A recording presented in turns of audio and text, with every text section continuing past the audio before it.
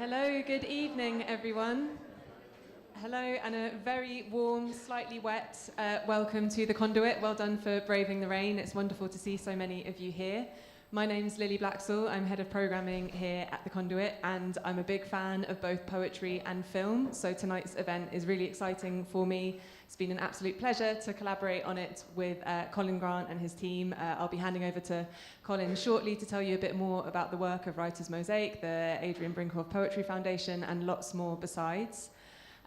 Before I do so, I wanted to let you know that we have some books for sale at the back. I'll be on book selling duties after tonight's proceedings have finished, so please do come and see me if you would like to buy a copy of Colin's books, Marjorie Lotfi's brilliant poetry collection, Anthony Anaxagorou's brilliant poetry collection, and there's also some fantastic literature available from WritersMosaic with plenty more information besides.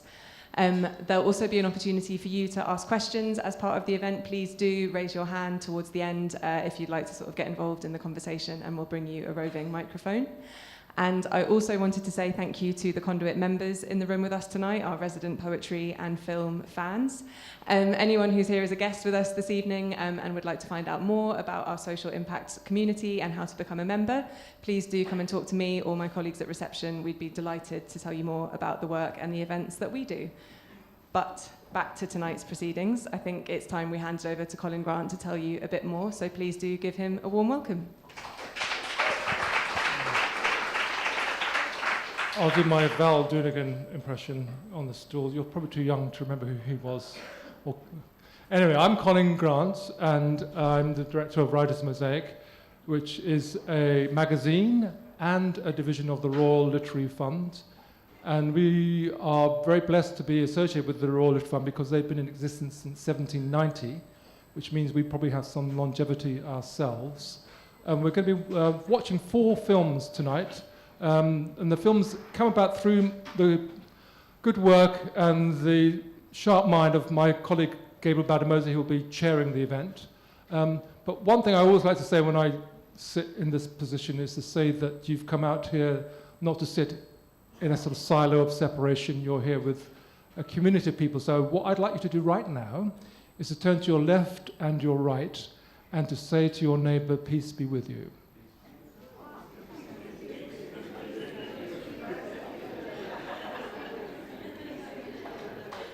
And peace be with you, my brethren and sistren. So we are going to show these 4 films, and Gabriel will explain when it comes to the conversation what they are all about. We're going to show them in succession, one after the other. We're going to dim the lights. There are only 3 or 4 minutes each per film, and then after those films have come to their completion, Gabriel will chair the discussion. One last thing, there are books on sale. I'm not suggesting that you buy my book, but there are free copies of the magazine that we produce. We produce a magazine every quarter called WritersMosaic Quarterly, and they're themed. The theme that's just come and gone was on the relevance of Frantz Fanon. We have some of the writers who were in that edition here today. And prior to that, we had a theme based on Iranian women's voices, which will be the subject of an event at the British Library on the 16th of March. Unfortunately, it's already sold out. But maybe if you come and tap me on the shoulder, I might put you on the guest list. Anyway, here's to the films, and here's to Mog. Thank you.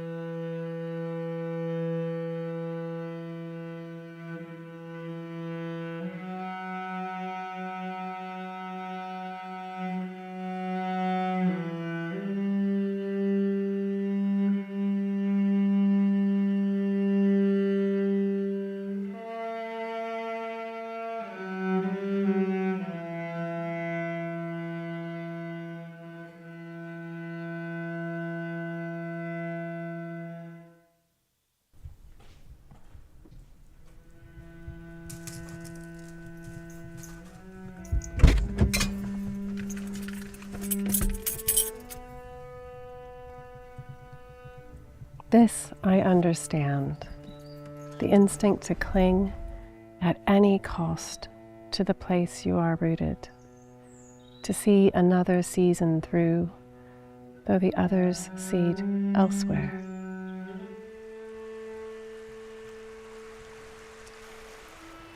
Even in this sedentary act, you push the limit.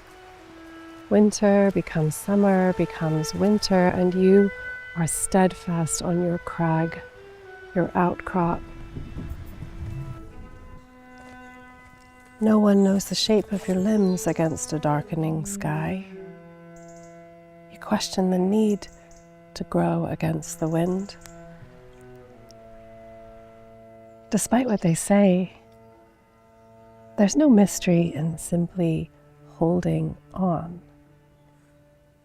And what is home, if not the choice over and over again to stay?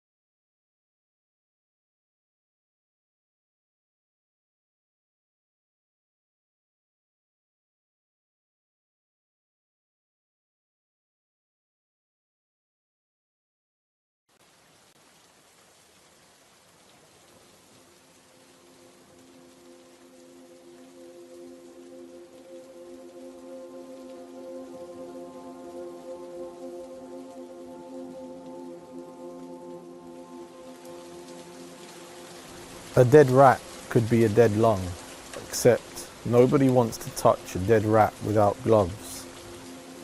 At the end of the funeral, my son asks when will she climb out of the box. He learnt to say pigeon by asking what that flattened thing was in the driveway. Each morning for a week, he'd run to the window, waving at its disintegrating wing. Like this, he learns the perils of grapes, to grip banisters and stand still for sunblock. In the park, he insists we race, and like any good father, I make my body age. He leaps claiming victory. I feign sadness, offering his rapture a little more time.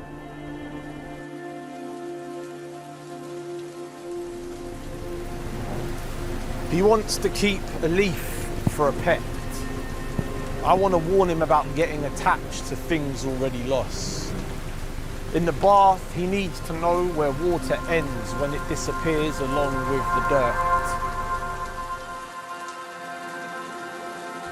At the table, he folds a napkin into a frail boat, pushing it along an edge. We watch a snail work the earth. He asks if the trail is a thing it makes or it leaves. Ladybird blood is a firm yellow, containing only signal released when danger's close. He balances a blueberry on a spoon, reaching for my hand before crossing. When a cyclist is down, most of us will stand. One of us kneels. Nobody's sure where to touch.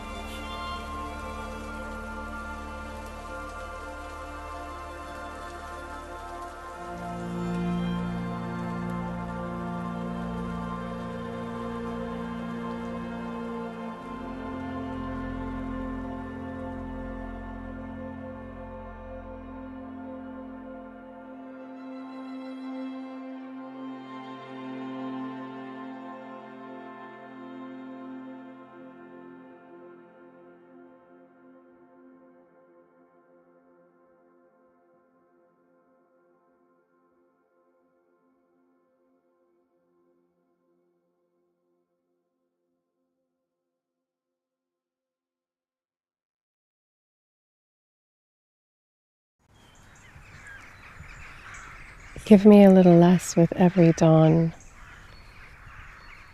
Color, a breath of wind, the perfection of shadows. 'Cause I know that the perfection of shadows until what I find because it's there. Gold in the seams of my hands, and the nightlight burning.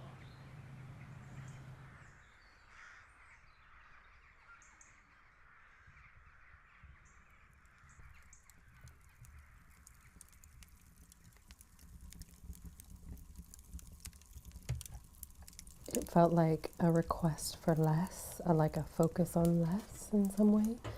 And that idea that what we need is already there, you know, in your hands. Especially when things are hard. I think you think, okay, well, everything I need I carry with me.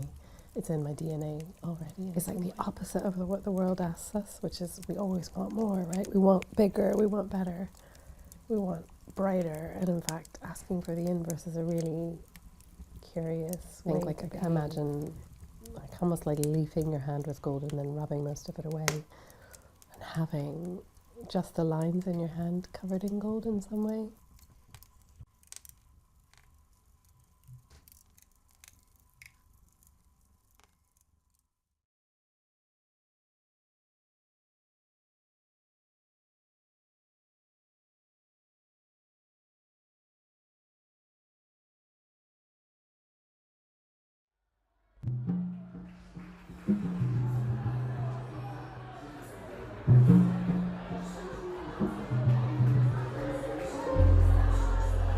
Tonight, holding a stranger in my arms, suddenly a downpour, a late summer storm.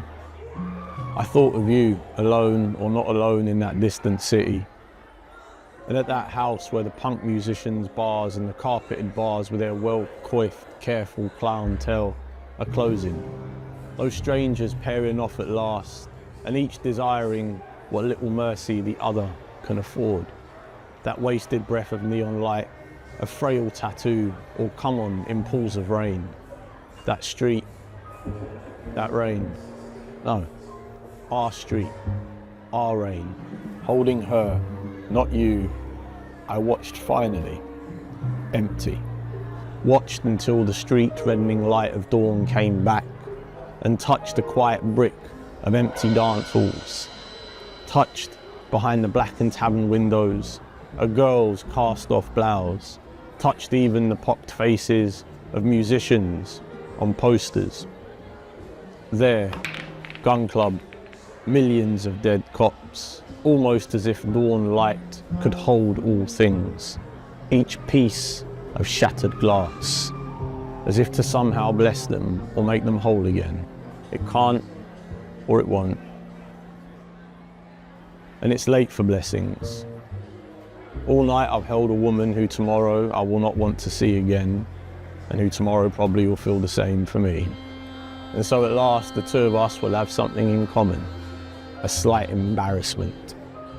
Someday in winter, passing on a street, a quick amused glance before we turn away. I don't expect much anymore. Or else that city is so far away by now, it seems made of great light and distance, even though it was mostly only a house, just like any other, lit at dinner time by human speech, the oldest of stories, something in common. I remember now, after scolding him, the precise and careful way my 2-year-old son once offered me the crust of his own bread, holding it out so solemnly, as if it mattered, holding it with great care.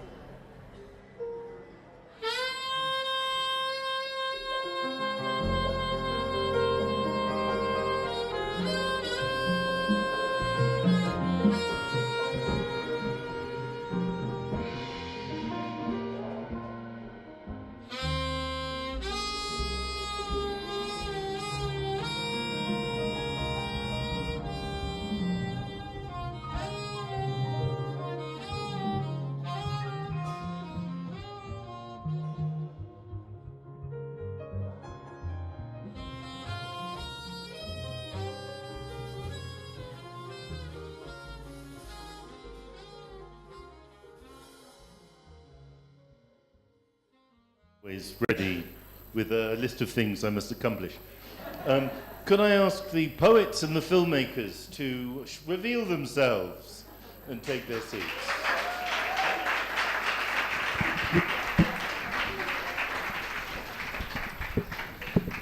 And if I might perform a short introduction, we have here Rob Akin, one of the filmmakers. We have here Marjorie Lotfi, one of the poets. Anthony Anaxagorou, one of the poets.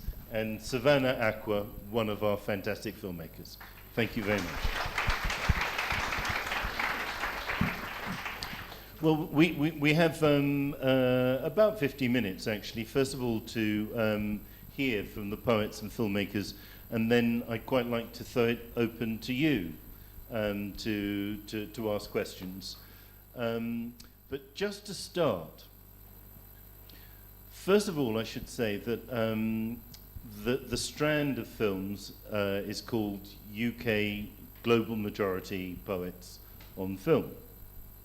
There's a reason for that. WritersMosaic, this division of the Royal Literary Fund, was generated in response to significant changes, demographic, social, and cultural. In that, where before someone like a poet from Cyprus or a poet from the States or from Iran might have been slightly marginal to the progress of English literature, it seems to me pretty clear that our demography has changed, who we are has changed, and we shouldn't be marginal, we should be central, gathering all of ourselves together. All of us are included and are part of the mainstream. So that's one logic for this strand of filmmaking, which still continues and more films are in the pipeline. The second thing is the technological change. Do you know that way that cash is king, cash is great, you know? But most of my purchases are with plastic. I don't know about yours.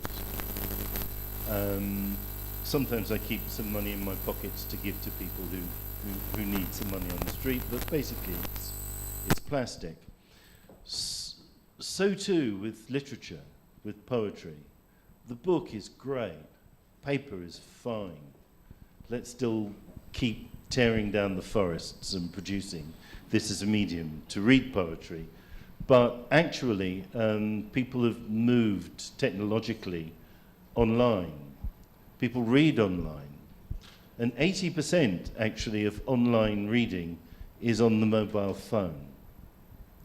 So it occurred to me that poetry too should have this opportunity to migrate into the audio-visual space of these kinds of films. It's kind of logic.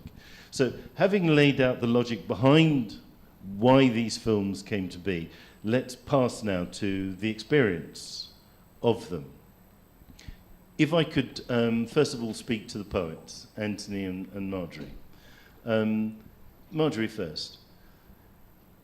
What kind of a shift was it for you to perform your own poetry on film? I would say for me it was an uncomfortable shift because it feels like acting and I'm not an actor. And so my style of reading at a reading is largely just to read because I want the audience to step in that gap in a way and make of the work what they want. So I'm not really a performer even when I'm just reading on stage, I wouldn't say, although that's arguable. So for me it was uncomfortable. I was delighted to have professionals around to tell us how to do it, and then to be very gracious when I kept forgetting my words over and over. And especially that second film, which is incredibly short. It's not mine, but it's incredibly short, and I kept forgetting the lines. So these two were incredibly generous. But yeah, I found it a very strange transition. I never started writing poetry to perform it, to be honest, and so then to find yourself even further behind a camera, or further down that road behind a camera, was a really interesting transition. And yet, if it opens it up to new audiences, so be it. It's great. Anthony? Yeah, similar to Marjorie, I found it quite odd. I think one of the things that poetry has within it is the fact that the language is already affected. And I think what actors are trained to do is affect language. But if the language is already affected, you have to somehow unaffect it through this kind of dramatization of the poem.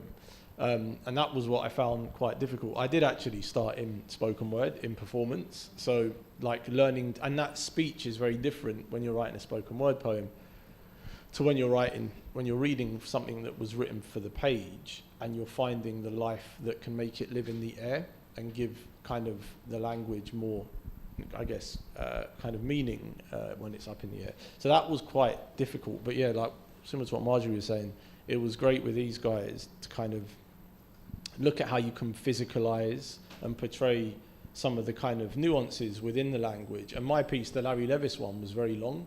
And we hired out this kind of bar. Where was it? I can't remember where it was. It was around the back. Battersea? Yeah, Battersea way. Yeah. And we went there like 11 o'clock. I'm not actually drinking whiskey. It was apple juice. It was good apple juice. Ruined the mystery. I know. I couldn't. I had to tell people that at 11. So yeah, that was it. Yeah, great. Okay, let me switch to Rob and Savannah, filmmakers. Short films. Short films have images, they have mood, they have rhythm. In a way, they're kind of poems themselves. How did you think about taking a poem as your source material and the poet as your protagonist and creating a film with that? Let you think about that, because you're twisting your lip there, Rob. And go to you, Savannah.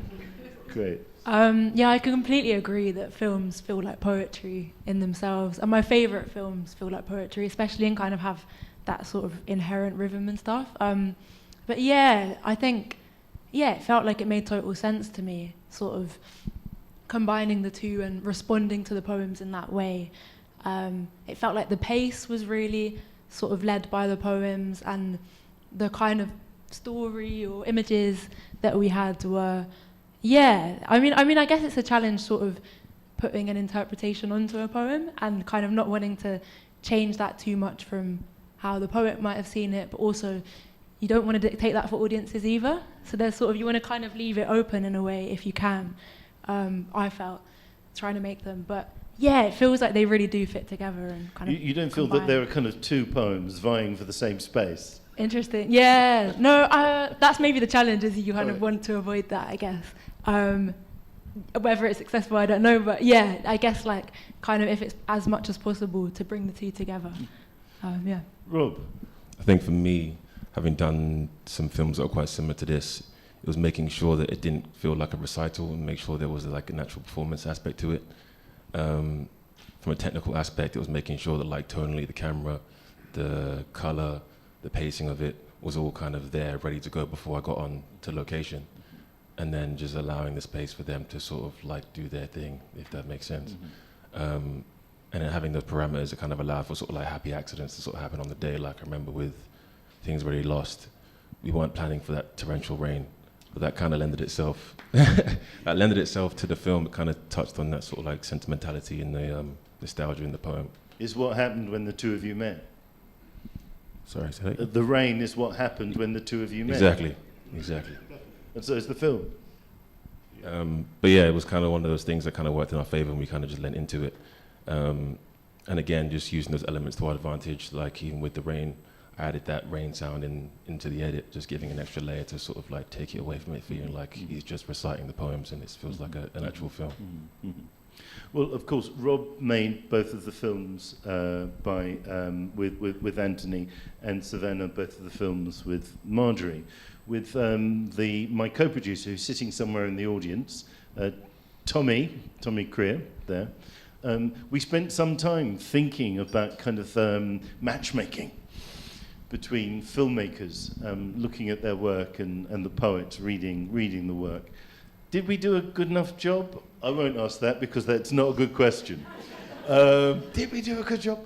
But there was a kind of quality that we were looking at, which was what kinds of performance could be generated from what we imagined might be the meeting of the two artists, the filmmaker and the poet.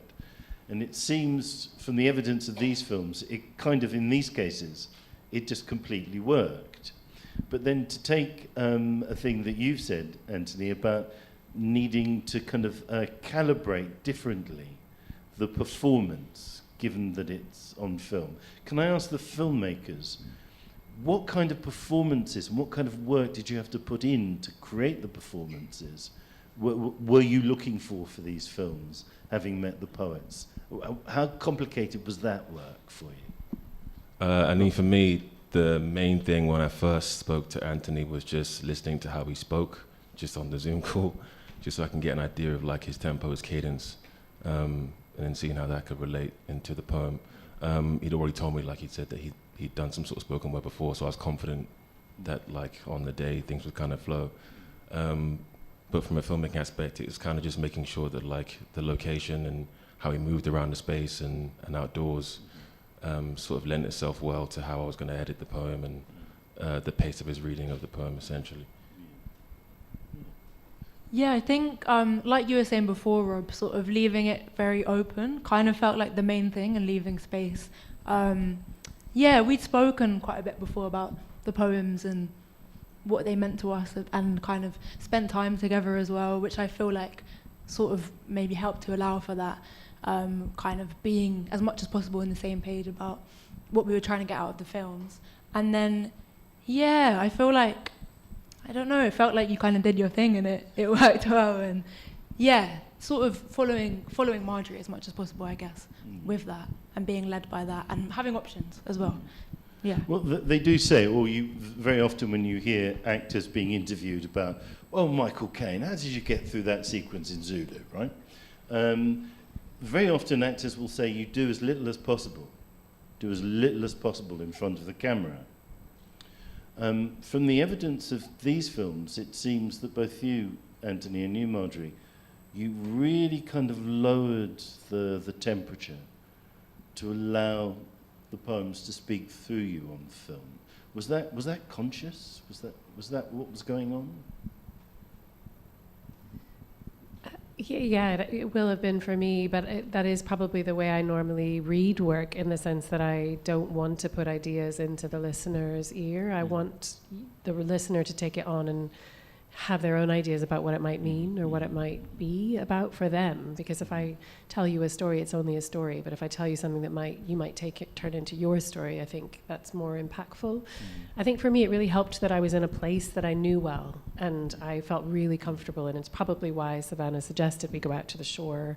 It's one of my favorite places, and in the garden, because then suddenly you feel familiar.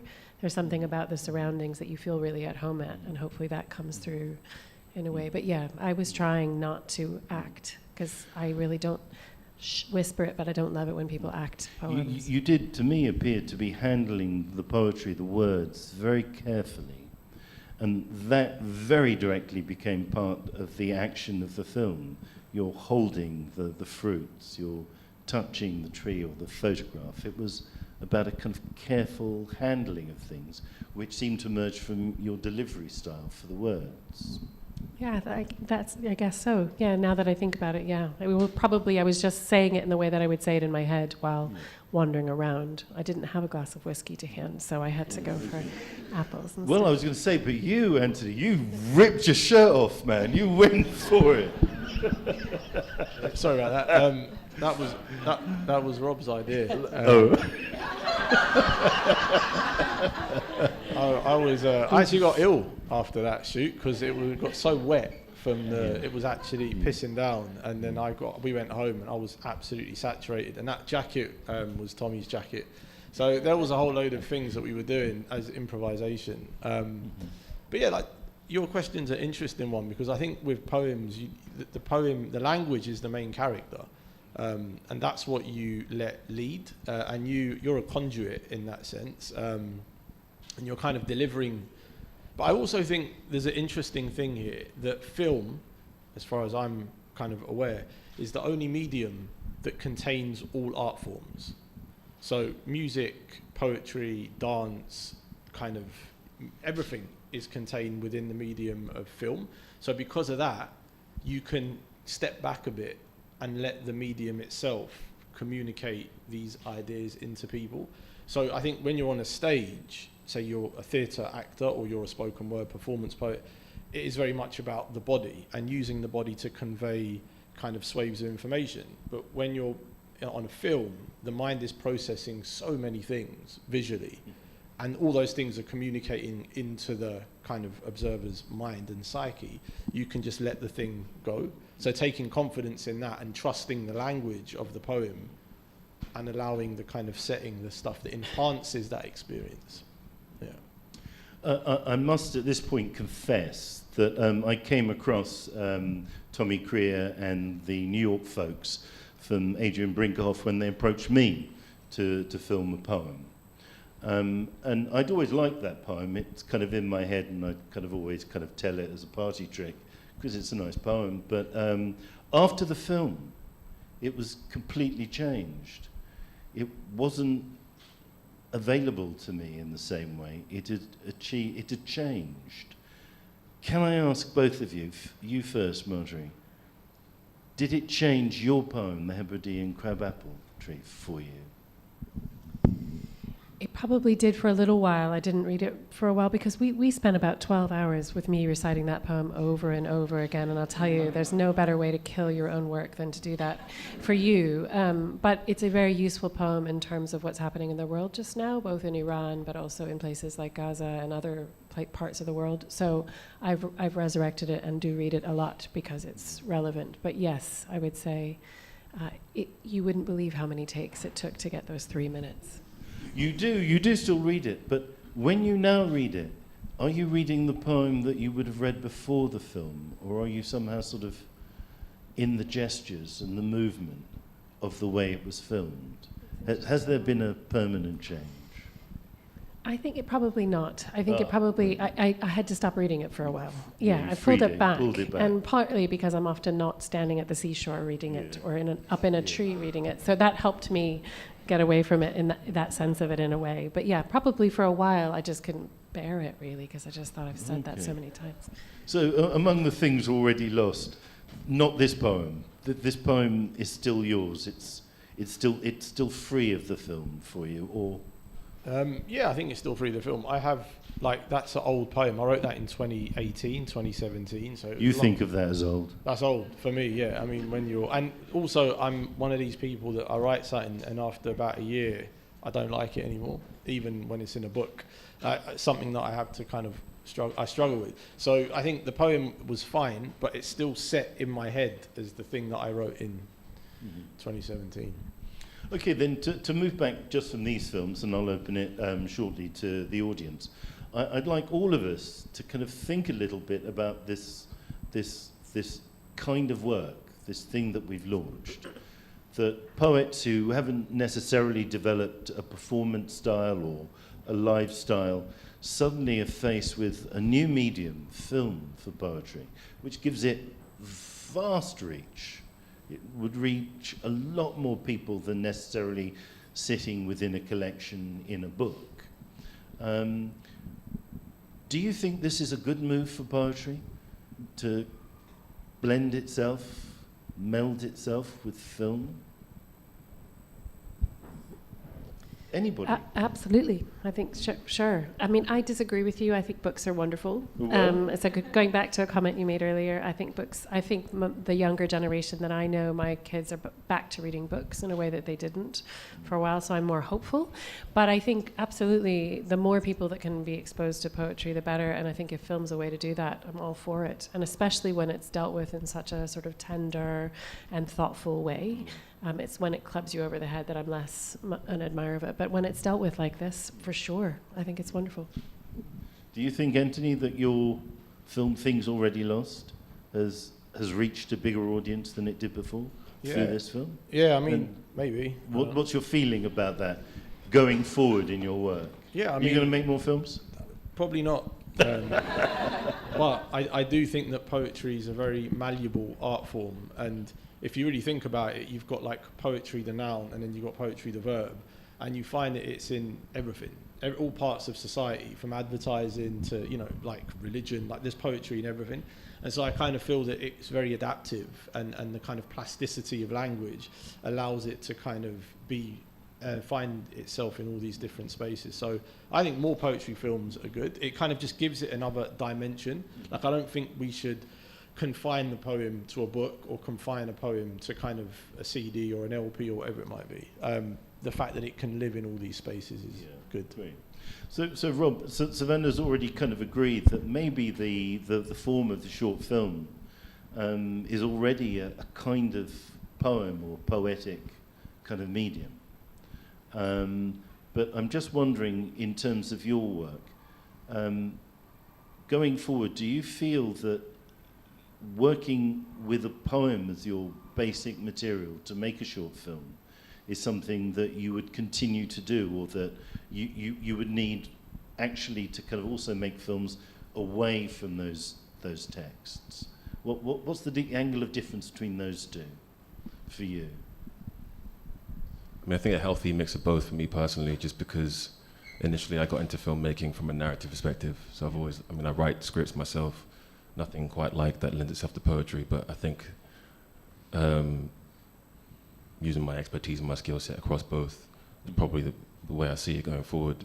But the one thing that working on poems I found interesting was the sort of rhythm and the pacing that comes with reading with a poem. Obviously, dialogue in a script does have that same sort of that comparison, but it's not in the same way. And having worked in music, that's sort of the other polar opposite, and poetry kind of sits in the middle from a filmmaking aspect, which is quite interesting to play with. And like Anthony said, filmmaking sort of encompassing all sort of aspects of other art forms like sound, etc. It was interesting to sort of then add that other layer to the poetry. So it's from an experimental perspective, and just like my practice as a filmmaker, going forward is something I definitely would continue to do. So a kind of film poet. Exactly. Yeah. I noticed actually in both of your films that there was a kind of there was a kind of a set of passages within each of the films which become sort of like kind of blur and glitter, but they're also like kind of traversing the poem. They're moving, they're leaving space for thought and for feeling. Is that something you would have done before coming to work with a poem?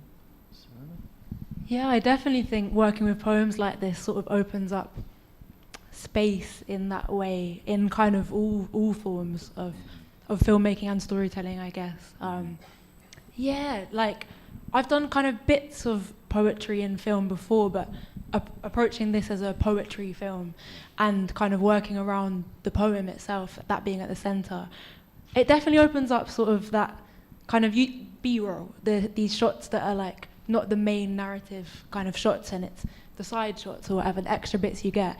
I feel like making these films for me has sort of reminded me, I guess, that you can use those moments and they can tell a story in themselves and add textures and all of that.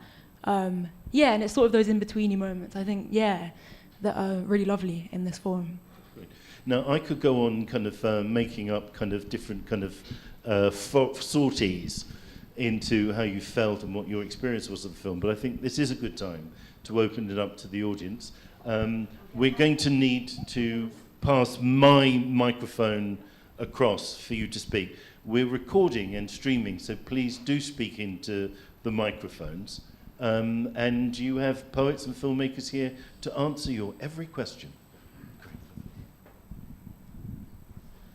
And you can take a break for a moment whilst the audience think about their questions.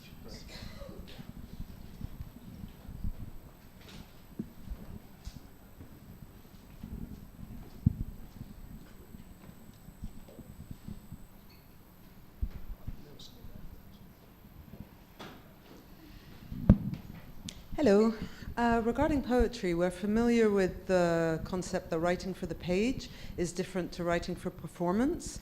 Now that you've experienced performing a poem for film, if you were asked to write a poem for film, would the process be different than how you approach performance and page poetry? That's a very good question. I don't think... I think they're different modes. That's what I would say. I think that performance poetry is a mode that lends itself quite well to dramatic monologue, which I think is its closest kind of relative in a kind of grand sense. And it's also the oral tradition predates the written tradition. So these are like ancient art forms, which is fine. Would I adjust? Probably not. I would write a poem in the way that I feel to write it at that moment, and I would trust the audience, and I would trust the kind of the medium of film to convey those ideas. Yeah, I would say the same in the sense that I'm not always in charge of what I write, so it depends on the commission, but in general you trust what's coming, and then I would work it probably in editing it to try and make it fit a bit better. If it was very convoluted, I would maybe try and make it streamline a little bit more so that an audience could follow it rather than someone on the page. But that would probably be the second part of it. I'm just much more interested in what comes when you ask the universe to deliver something to you. It's also one of the things with film or performance is that audiences want a kind of a linear narrative. If you can build a linear narrative so people are following along, then you're with them. If you want to lose people and disorientate them, create a series of non sequiturs that people are, I don't know what the hell's going on here.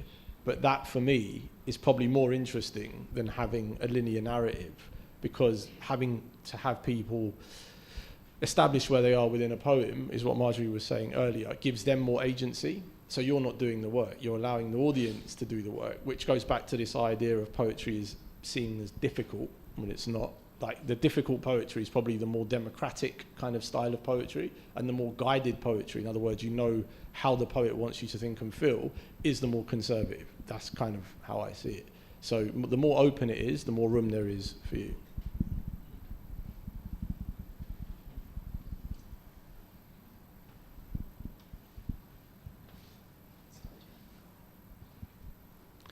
Hi, this one's for the filmmakers. I was just wondering how you went about getting the shots on the day. For example, the mirror shot in Chris's film, or the golden tomato in the middle of the hand for Savannah. Did you set out to find those images, or did they just happen in front of you and you caught them on camera?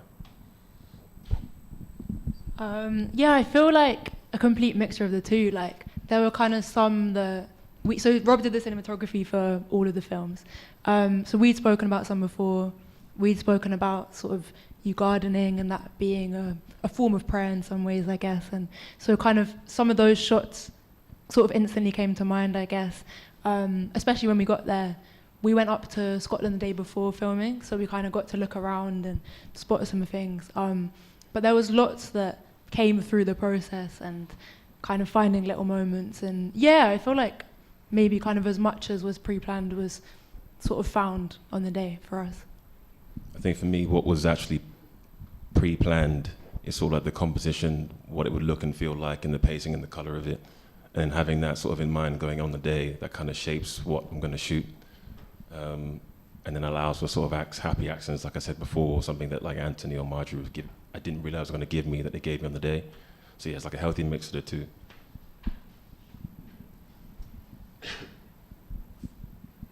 Hi. Do you feel that by having a, visual, auditory narrative to your work sort of restricted in some way, in terms of, because Marjorie, you were saying how you love having the audience interpreting how the poem goes, but having sort of a narrative already written in some way that wasn't originally intended. I guess just thinking about how you felt about it in the beginning when this came through. If I'm honest, I was worried about that, that it would somehow box a poem in to be about a thing in a way that I don't really want my poems to be, although they are narrative generally, and they are pretty linear in the way that Anthony was talking about. But that's just how I write. I'm not in charge of it. I was complaining as an aside to another poet about that the other day, and she said, we write what we write. We don't always have control over it. But I was worried about that. But then when I saw what they were shooting, and we shot so many different things, we were in a tree, and then we were carrying a basket of apples, and Savannah was just sort of gently talking about narrative that might come in, those images of my father. There are all sorts of things, and I realized that there were going to be lots of possibilities for the viewer as well.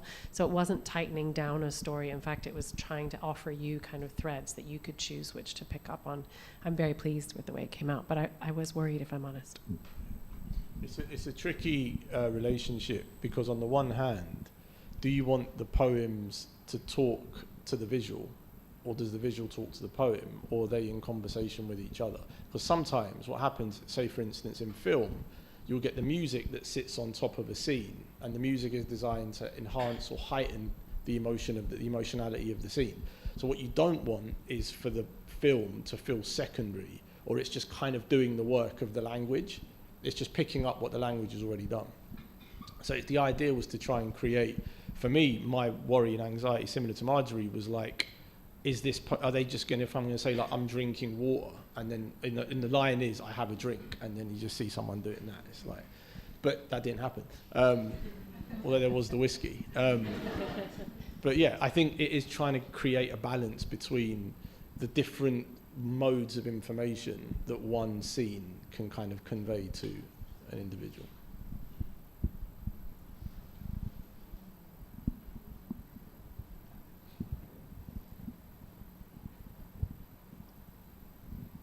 Hi, this is for Marjorie and Anthony.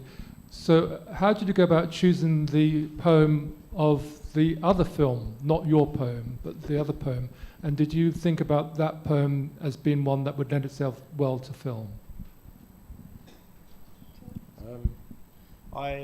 I love Larry Levis. He's one of my favourite poets, and ironically, like, he does actually write in linear time, so a lot of the poems are quite linear, but they're very elliptical, which is why I feel like I can lose myself in them. Like, they're not, it hasn't got a start, a middle, and an end.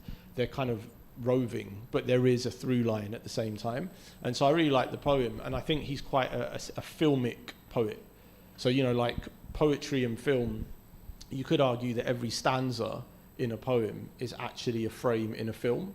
So if you could see each one visually, cinematically, filmically, then it lends itself well to that. So and it's very atmospheric and moody and American and masculine and all the rest of it. So I kind of felt, yeah, it would worked well in the film.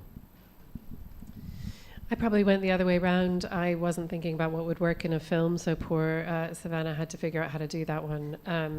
I just wanted to do a John Burnside poem because he was a mentor and he had passed away, and I was thinking if there was someone, you know, I went through a whole list of names of poets that I've loved for years, but if there was someone I wanted to offer up to a wider audience, that was the poem, and that was the poet, and then that is the poem that I carry around with me. So I thought, well, in some ways, selfishly, it'll be easier for me to recite it because it's in my head quite a lot.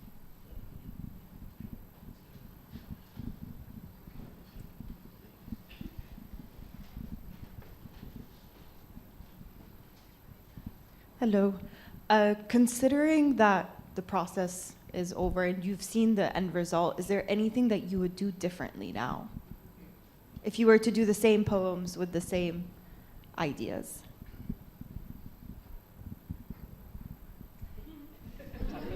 This is for the filmmakers. Yeah, it's for the filmmakers. I don't think so. Good answer. I don't know, yeah. I feel like I always have things watching it back that you go, oh, you could tweak this and tweak that, but I agree. Yeah, I think it's, yeah. And also I guess like poetry and film as forms, to me anyway, kind of feel like they're fluid and they're loose, and I kind of like that about them. So yeah, kind of seeing it that way sort of works for me. Yeah. So I think that's all the questions that people wanted to ask. So I'm just going to turn the conversation back again. Rob and Savannah, we're just about to embark with Tommy over there on a whole new raft of poets on film. Can you say in public now, so that Tommy and I can particularly listen to it, is there anything more that you would want us to do in bringing you together with a poet and a specific poem? going forward?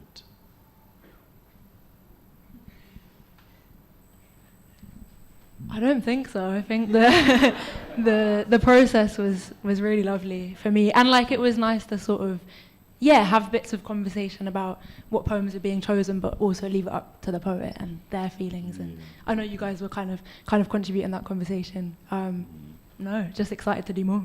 Yeah. Right. Good. Lovely. Okay. Then it just so happened that in my little writing life, at one point, I enrolled myself at the National Film and Television School to write for film. I just wanted to learn how people thought about writing for film. And one of the things that the main tutor, a Czech guy called Jan Fleischer, kind of kept saying was, film is a visual medium. Dialogue is just the dream on top. Now, coming into this process with you guys, that was in the back of my head, and I kind of thought, yeah, well, it's okay because these are poems, and poems are like dreams on top. So there was a particular moment in your film, Things Already Lost, when you speak of your son discovering the word for pigeon, that flattened thing in the driveway, but then him running to the window and waving at a disintegrating wing. The film itself wasn't showing those images, it was doing rain, but this dream came over the top, and I thought that was extremely powerful. In reviewing your own films, the poems that you've done, are you seeing new things? Are you seeing are you listening to your poems differently? I sort of asked that question before, but it's been in the back of my head, and I want to tease it out a little more. Did you see more the dreamlike qualities of your poems? I probably do, looking at that film, because when you write a poem, it's what you think of in your own head, in a way. And so seeing an image of the sea, for example, I never thought of the sea particularly in writing that poem. And when I read it, I'm talking about Shetland and a tree, but I'm not thinking of the sea. And so when I see what Savannah and Rob shot that day, I can see all the other possibilities that you might see when you read the poem, but I don't. So for me, watching the film is like experiencing it in a completely different way. Yeah, it's a very weird experience, if I'm honest, because you write something and then you forget you've written it and it leaves your brain. So then when you hear it again 5 years later, you don't actually know what word is going to come next. And so what happens is, I guess we're experiencing it in the way that you guys are, in that we don't actually know what's happening next. Difference is, it has lived in us at one point, and you get this kind of muscle memory that starts to recall, oh yeah, I know this bit happens, and then it goes there, and then blah.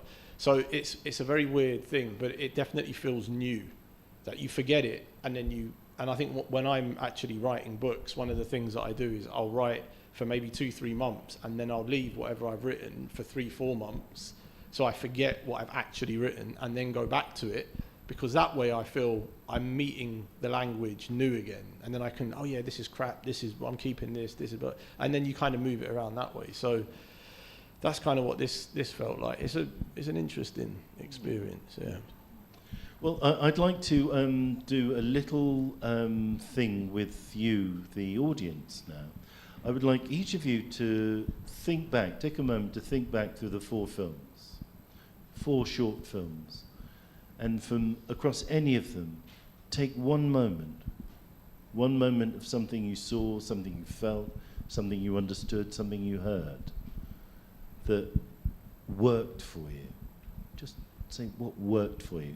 Because I am actually going to hand this microphone back and ask at random people to be given the microphone and to say, what is that one thing in any of those 4 films that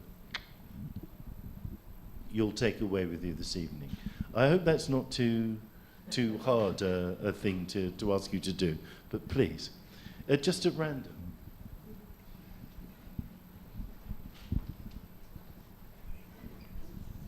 Hi, my favourite thing I heard was home is where a place you choose to revisit again. I'm not sure the line.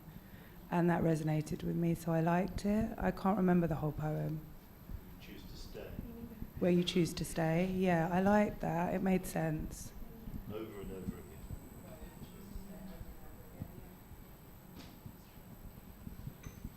No one has to put up their hand, just at random.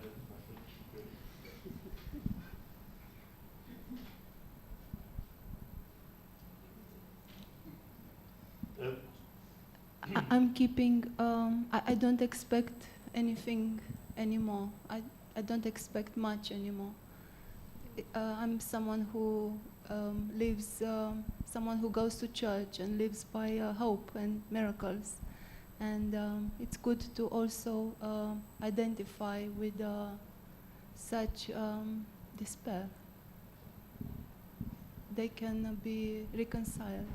Thank you. There's a lady here.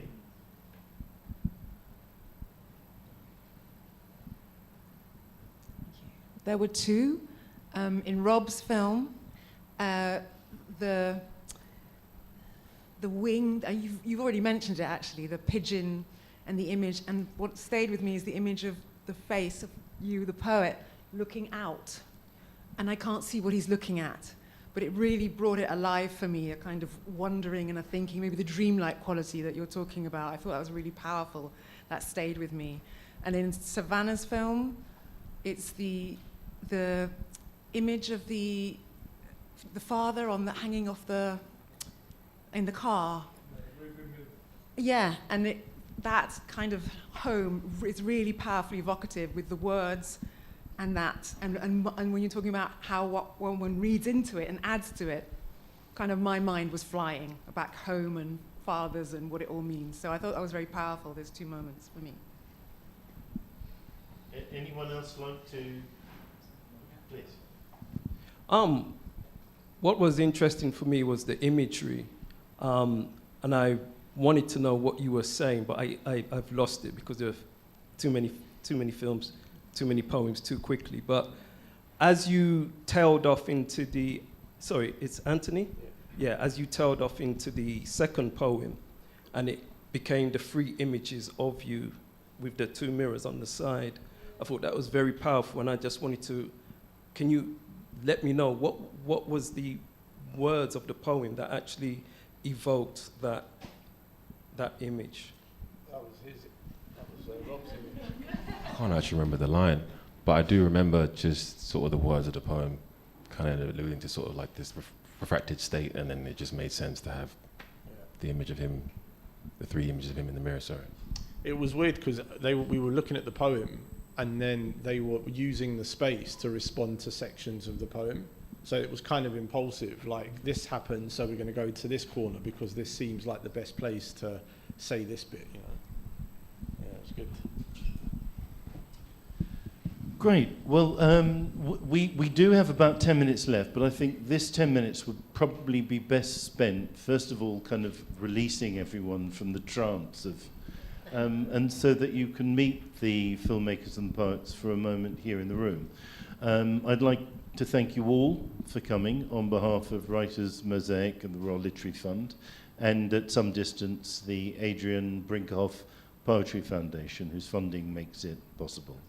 But I would like to thank our filmmakers, Rob Akin and Savannah Acquah, who are going to produce another, how many films is it? 12 films for us this year. And centrally, because I hold poets in high esteem, I would like to thank Marjorie Lotfi and Anthony Anaxagorou for coming here this evening, but participating in launching this strand of UK global majority poets on film. And thank you all very much.